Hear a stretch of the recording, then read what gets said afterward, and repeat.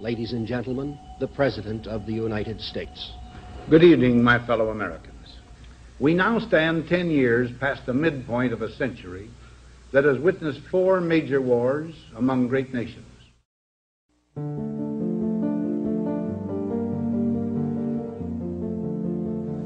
Until the latest of our world conflicts, the United States had no armaments industry. American makers of plowshares could, with time and as required, make swords as well. But we can no longer risk emergency improvisation of national defense. We have been compelled to create a permanent armaments industry of vast proportions. Added to this, 3.5 million men and women are directly engaged in the defense establishment. Now, this conjunction of an immense military establishment and a large arms industry is new in the American experience.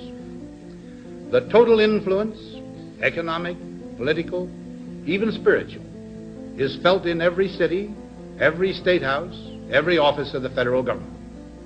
We recognize the imperative need for this development, yet we must not fail to comprehend its grave implications. Our toil, resources, and livelihood are all involved.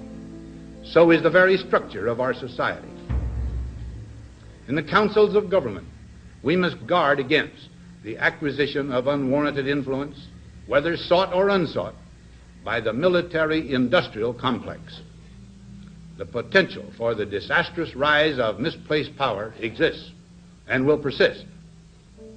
We must never let the weight of this combination endanger our liberties or democratic processes. We should take nothing for granted.